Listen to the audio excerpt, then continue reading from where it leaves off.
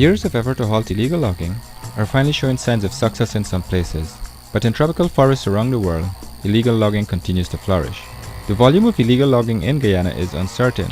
Some people estimate that it is quite high, while others, including the Guyana Forestry Commission, consider it to be very low. Large-scale deforestation causes much damage, but when it is illegal, problems are even more serious.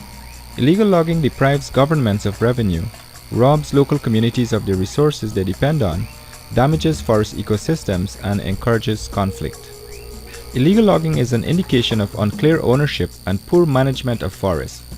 It flourishes in areas where rule of law is weak and corruption is common. Widespread high and low-level corruption is a key reason why illegal logging is so difficult to stop. Products made from illegal timber are traded all over the world and are hard to track. They may be part of the paper you use, the benches you sit on, the lumber used in building projects, or any of hundreds of other products. So what needs to change? The first step is to improve the way forests are owned, used, and managed.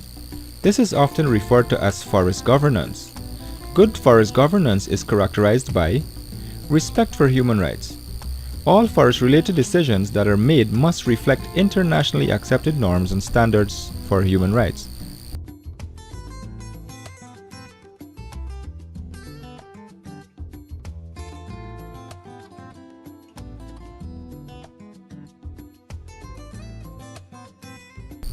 Strong coordination. How government departments work among themselves and with others in a very cooperative way. Accountability and responsibility.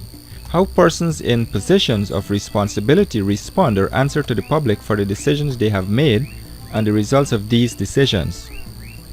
Transparency. How much access persons have to information. Participation. How involved people are in decision making. And capacity. How much time, money, and knowledge people have to be involved.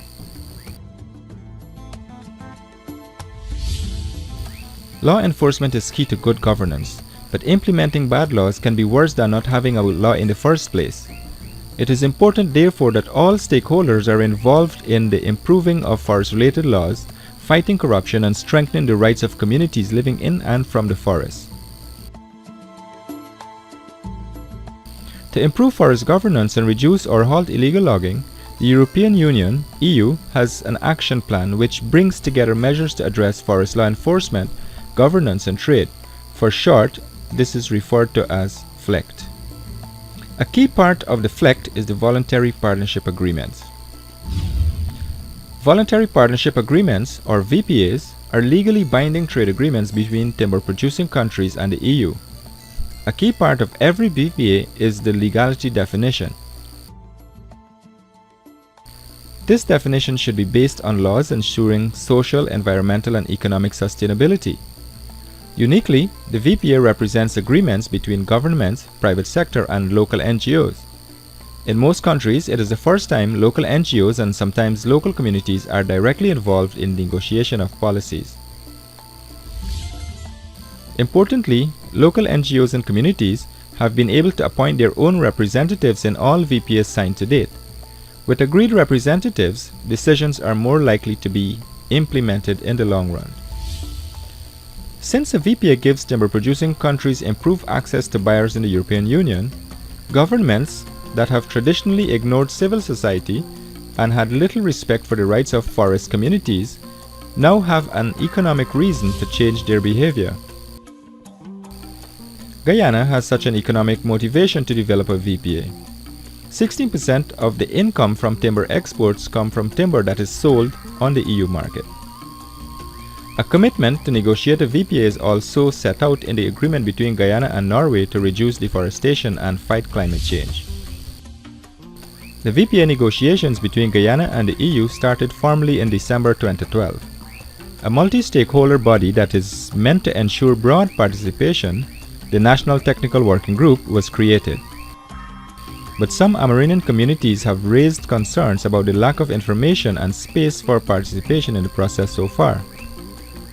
While there is still time, it is important that Amerindian communities who live in and depend on the forests are participating in the process of deciding what the VPA should look like.